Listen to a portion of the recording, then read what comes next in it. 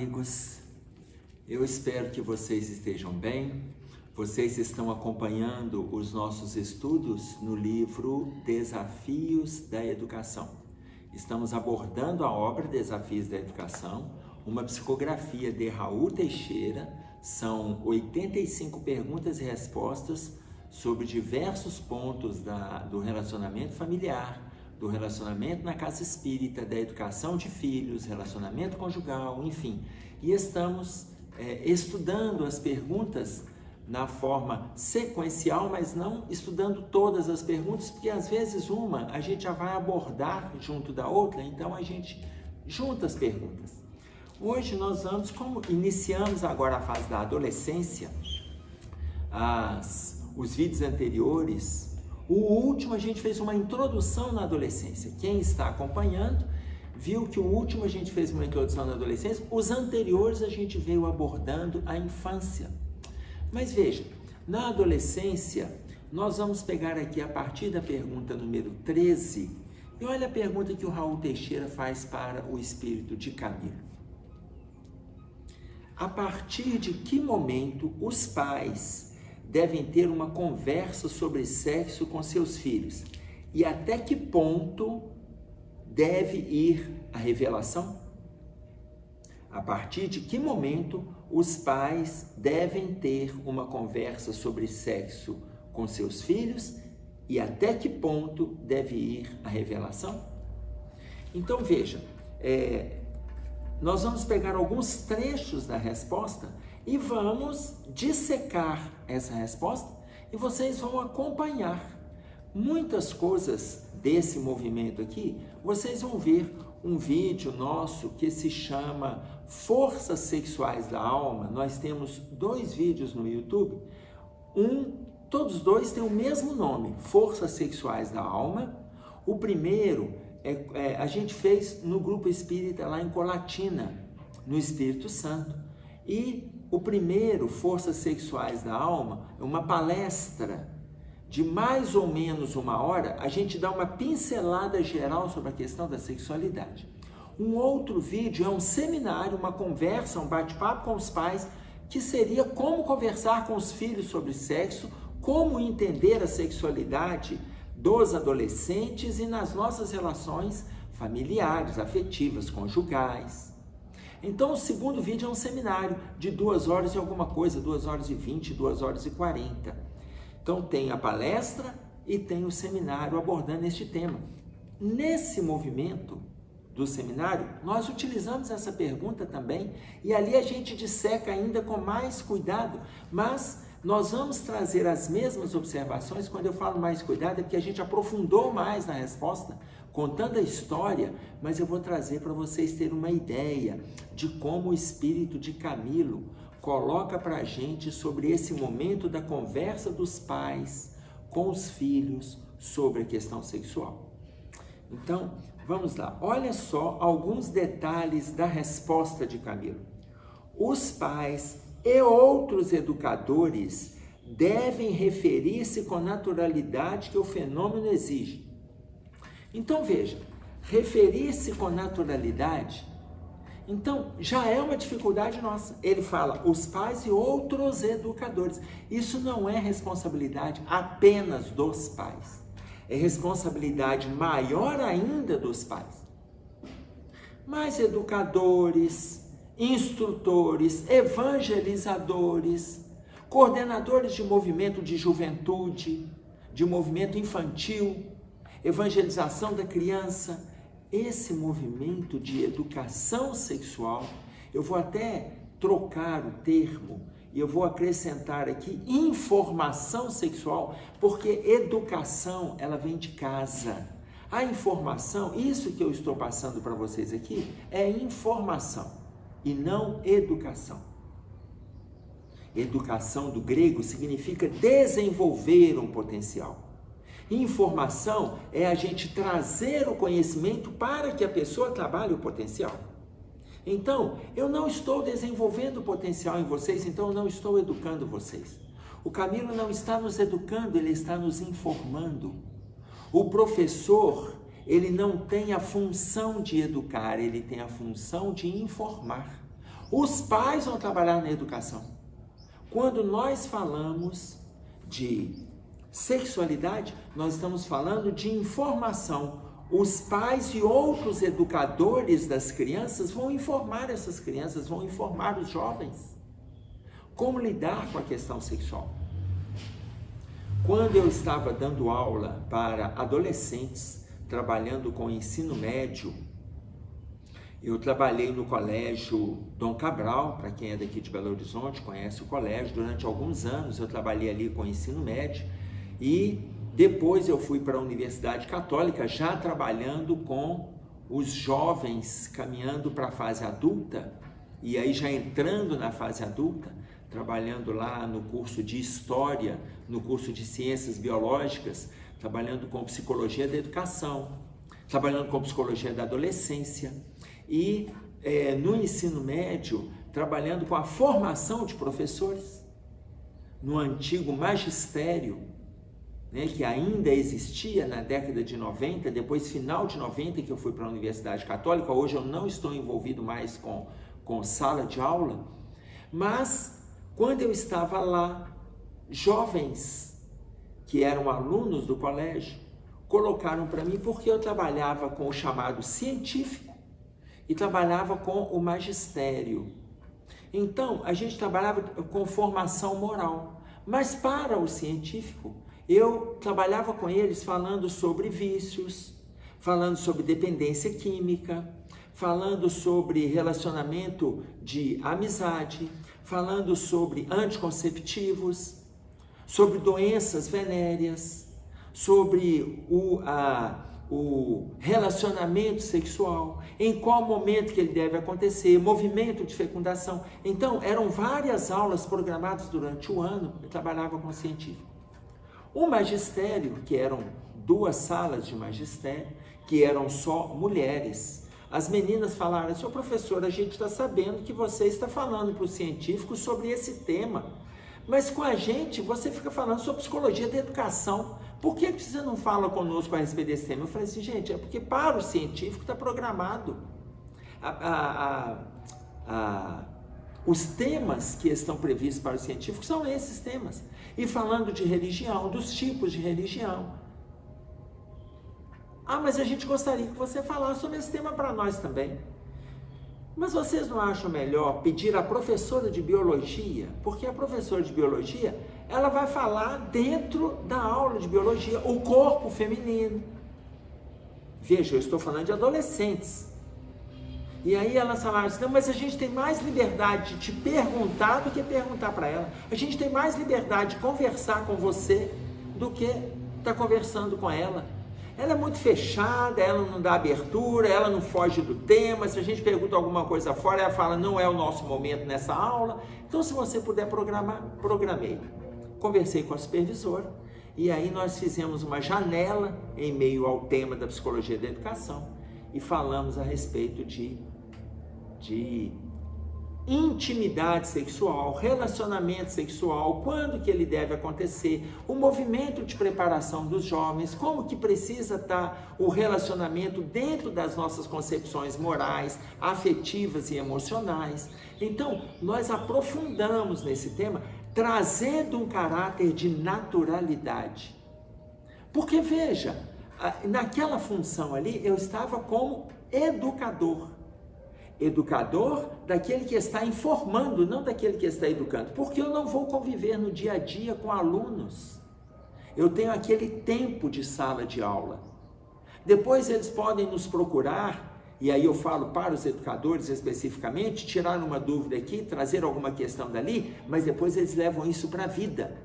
E a gente leva para eles aquilo que nós aprendemos de vivência, de estudo, de relacionamento social, de relacionamento espiritual. Nós levamos, mas a escolha é deles. Então, levar com naturalidade faz com que a coisa não vire um monstro no entendimento, na explicação, na vivência. Olha como que o Camilo coloca. Os pais e outros educadores das crianças devem se referir com naturalidade que o fenômeno exige. Como falam da chuva, da floração, da colheita, do urinar, do alimentar-se, sem que precisem fechar portas, falar baixinho, dando status de coisa proibida, aquilo que é profundamente natural, normal e biológico. Natural, normal e biológico. Então, nós vamos dar o caráter natural. Dar o caráter natural explicando, conversando. O caráter natural. E aí a gente fica com aquela perguntinha assim: que hora que eu vou conversar com a criança sobre sexo? Uns vão me responder, pensem vocês, que hora que a gente vai falar com a criança? Vocês estão assim, na hora que ela perguntar. Ok. Mas e quando a criança não pergunta? Eu concordo com a hora de perguntar, porque Piaget coloca para nós assim: a criança tem a idade da pergunta que faz. Ou seja, quando ela pergunta, está no momento dela ter o conhecimento. No momento dela ter o conhecimento. A criança tem a idade da pergunta que faz. Mas, e quando ela não pergunta? Então aí nós vamos estimular o assunto, falar naturalmente do assunto. Ah, mas que hora que a gente vai falar? Meu filho, senta aqui que nós vamos conversar sobre sexo. Gente, hoje o que nós mais temos são estímulos visuais, estímulos radiofônicos, estímulos sociais, estímulos televisivos, estímulos pelos aparelhos celulares, pelos tablets, pelos games, pelos jogos. O que nós mais temos são estímulos. Dentro dos estímulos, em vez de a gente falar assim, não pode fazer isso, não faz aquilo, não fala isso, meu filho, senta aqui, deixa eu te explicar o que isso significa. Conversa. Traz o caráter natural desse contato. Vou pegar um exemplo. Eu estava com um garoto na clínica que ele estava completando 12 anos. No aniversário dele de 12 anos, ele chegou para mim e falou assim: Emerson, olha o que eu ganhei de presente do meu pai. Ele abriu a carteira, tirou a carteira do bolso, abriu a carteira e ele me mostrou ali um pacotinho com 3 preservativos. E aí ele falou assim: meu pai me deu um pacotinho com 3 camisinhas. Sei, meu filho, e o que mais você ganhou? Ele falou assim: olha o que eu ganhei da minha mãe. Do outro lado da carteira, de um lado um pacotinho com 3 camisinhas. Do outro lado da carteira, mais um pacotinho com mais 3 camisinhas. Falei: meu filho, é diferente então, né? Assim, o seu pai e sua mãe te deram o mesmo presente. O que sua tia, a sua madrinha, que você gosta, que tem um convívio, o que ela te deu? Aí ele abriu a parte das moedas, outro pacotinho com 3 camisinhas. Ele ganhou 9 preservativos porque ele fez 12 anos. E aí ele falou assim: ô Emerson, eles me deram os preservativos, mas veja bem, eles não, assim, só me deram presente. Falou: vá lá, viu, meu filho? Use isso com juízo, hein? Use com juízo. Acabou a informação. Ô, gente, isso não é uma conversa, isso não é uma explicação. Isso não é nada. E aí eu falei assim, e o que você respondeu para eles? Eu perguntei para eles: mas como assim usa com juízo? Eu falei: não, na hora certa você vai saber. Não houve diálogo. Ele falou assim: Emerson, como que a gente usa a camisinha? Mas eu queria te perguntar assim, como que eles sabem o tamanho do meu, assim, do seu pênis, né, meu filho? Como que eles sabiam? Porque os 3 te deram. Ele falou: como é que sabem o tamanho? Olha, no geral, a camisinha, ela é um material elástico. No geral, ela vai se adaptar ao tamanho do pênis.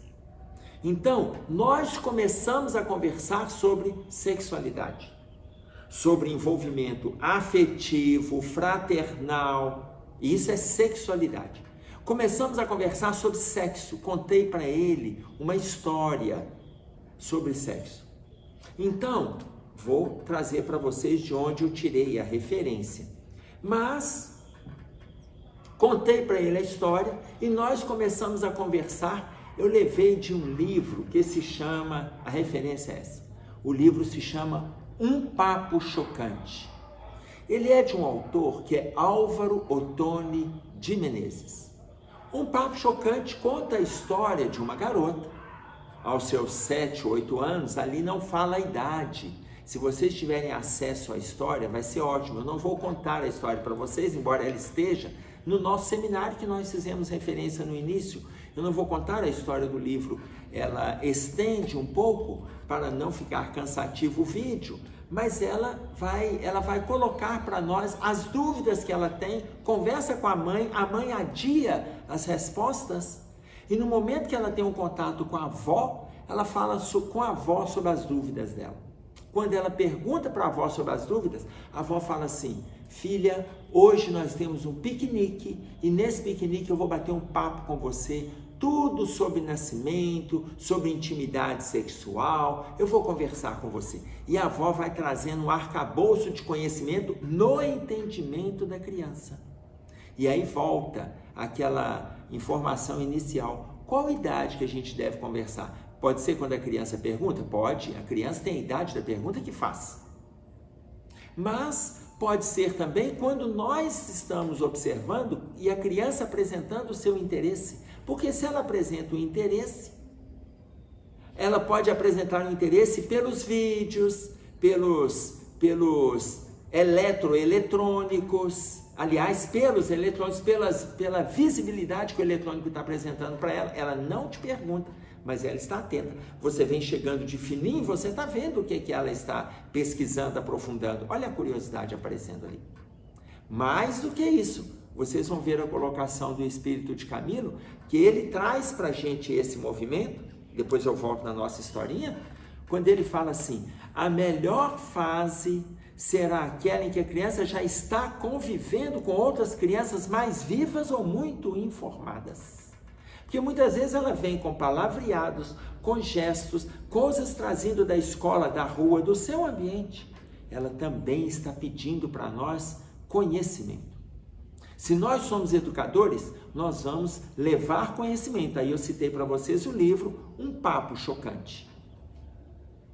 Mas se vocês conhecerem outros, de onde viemos? Esse livro te atende? Atende seu filho? Ótimo. Com a criança tá tranquilo.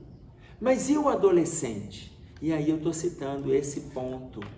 Quando eu conversei com esse garoto de 12 anos, contei a história.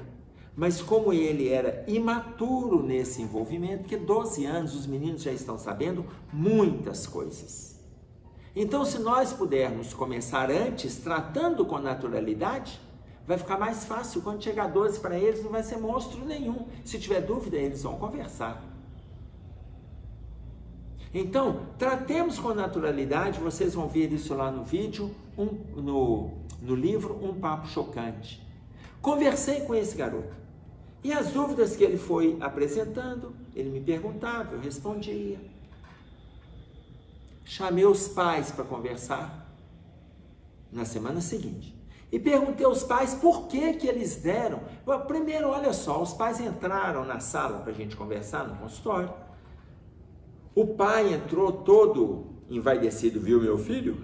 Fez 12 anos, isto. Viu o presente que eu dei para ele? E ele foi me contando do que ele fez. Eu falei: não, meu filho, senta aí que nós vamos conversar. Conversei, sentei com o pai e a mãe. Falei: por que vocês deram um preservativo de presente para o filho? Emerson, ele fez 12 anos. Eu não quero ser avô com ele nessa idade. Ele já tem que começar a usar preservativo. Eu falei: mas vocês não explicaram para ele. Eu fui explicar para ele como que usa o preservativo. Falei com ele, para ele, na casa de vocês, para ele pegar uma cenoura ou uma banana, para ele colocar o preservativo, para ele ver como é que usa o preservativo. Um cabo de vassoura, para ele ver como é que se coloca. Vocês não ensinaram como é que coloca o preservativo. E aí ele veio me perguntar o tamanho do preservativo, se tem a ver com o tamanho do pênis dele. Então imaginem, eu estou pedindo para vocês terem uma conversa com ele, em vez de ficar presenteando com preservativo, porque muitos pais estão fazendo isso. Isso eu colocando para os pais. Aí ele falou assim: mas todo menino já sabe como que usa, eles estão entrando na juventude, eles já sabem como usa, e eu não quero ser avô. Imagina, eu já estou vendo que ele está próximo da garota lá, minha vizinha, filha de um amigo meu, e ela é da faixa etária dele. sei lá, se ela está com 11, 12 ou 13 anos, imagina se depois eles se envolvem aí e daí a pouco ele engravida a garota. Aí eu falei assim, e outra coisa que eu conversei com seu filho é para ele não sair usando o preservativo e tendo envolvimento sexual porque ele conhece a menina. Ué, Emerson, mas o normal é isso. Não, isso não é o normal. A não ser que o senhor vai dar de presente, e a senhora também, quando a sua filha, que hoje está com 9 anos, quando ela fizer 12 anos, vocês vão dar preservativo de presente para ela? Mas é claro que não, com a minha filha. Eu falei, mas se o senhor pensa que ele vai usar o preservativo com a filha do vizinho, quando o vizinho vê a sua filha com 12 anos, ele vai dar de presente para o filho dele preservativo que de repente ele poderá usar com a sua filha. Ah, mas eu não vou aceitar. Por que que a gente assume essa postura machista de educação unilateral? Aonde os meninos podem e as meninas não, sem estimular a afetividade, sem estimular a fraternidade, sem estimular a ternura, sem estimular a responsabilidade, sem estimular sentimento. Simplesmente sexo por sexo a partir de 12 anos. E tem garotos que estão começando ainda antes disso, irresponsavelmente, porque eles não têm a menor noção de responsabilidades, eles não têm a menor noção de consequências. Fazem por padrões sociais, fazem por presentes dos pais, fazem porque precisam se apresentar nos seus grupos, como pessoas que já saíram da virgindade. Quando não saem da virgindade biológica, já beijam, porque eles não querem ser bebês, quer dizer, boca virgem. Então eles têm que sair beijando qualquer um de alguma forma. Menina com menina, menino com menino, eles estão se beijando para sair do estágio BV. Quando nós éramos mais jovens, BV era Banco Votorantim. Eu não sei nem se vocês lembram disso. Hoje a gente não sabe nem que isso era o nome de banco mais. Empresa, né? Então, imagine vocês, eles inventaram agora a sigla para Boca Virgem. Então, eles estão fazendo esse movimento e estão achando que isso é natural. Nós devemos tratar com naturalidade, mas também estimular a responsabilidade e não a gente oferecer preservativo de presente e deixar que eles que se virem pela vida. Nós vamos responder a criança na hora que ela pergunta. Por quê? A criança tem a idade da pergunta que faz. Se ela não perguntar, nós vamos observar, como diz Camilo, os ambientes que ela está envolvida, os ambientes sociais, os ambientes familiares, que às vezes ela está com o primo, com a prima, está apresentando vocabulário, um palavreado diferente daquele que a gente utiliza dentro de casa. Então, deixa eu sentar com ela e conversar. Nós vamos utilizar os vídeos, os filmes, a TV. Como é que é o nome daquele programa? Tem um programa de jovens aí, de adolescentes, que passa no final da tarde, que eu esqueci o nome, vocês sabem qual que é. Já tem gente aí que está tentando falar o nome comigo, né? Mas eu esqueci. E que os jovens têm vários palavreados a respeito da juventude e dos excessos, que muitas vezes não é proibir o menino de assistir, é você arranjar meia hora do seu tempo e sentar com eles e assistir também. Se eu não estou lembrando do programa, mas se o nome apareceu aqui, vocês fiquem à vontade, é esse que eu estou dizendo, que aparece no final da tarde, falando dos jovens e dos excessos das brincadeiras, do bate-papo afetivo. Tem hora que a gente pode usar aquele movimento ali de informação. E aí eu vou pegar para vocês a dificuldade que nós, enquanto adultos, temos para conversar com a criança sobre isso. Olha só. Eu estava fazendo uma palestra para pais sobre esse movimento, sexualidade, envolvimento sexual. O tema era educação sexual. Lá na hora a gente falou da diferença de educação sexual para informação sexual.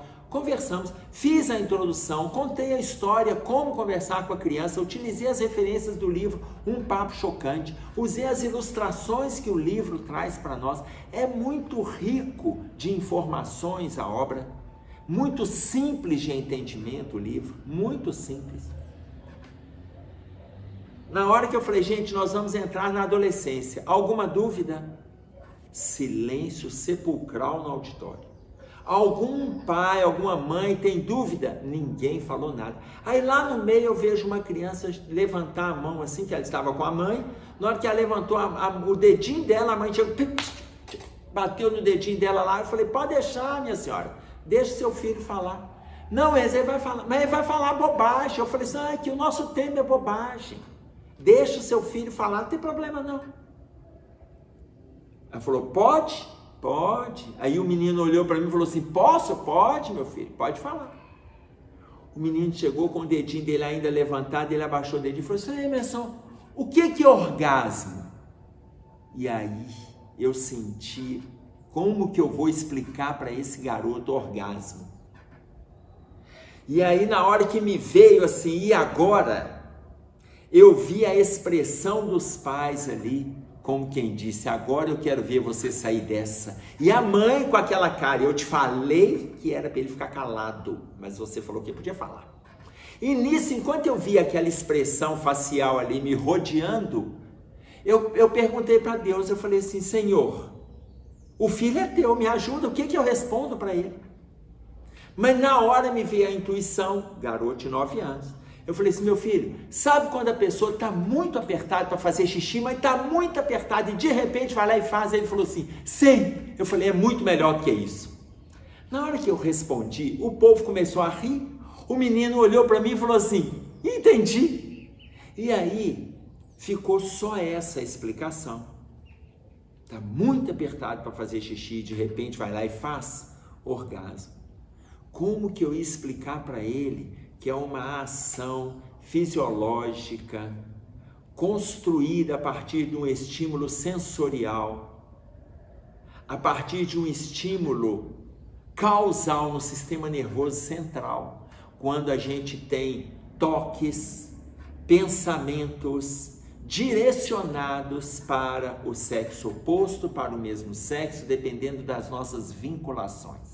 Como que eu explicar para ele que o orgasmo é o resultado final dessa construção mental, afetiva, emocional e espiritual? A única explicação que me veio foi essa. Enfim, vocês viram que o menino teve liberdade de perguntar. E eu coloco isso para os pais. Nós estamos com muita dificuldade de conversar sobre o tema, de conversar sobre o assunto, de aprofundar sobre isso.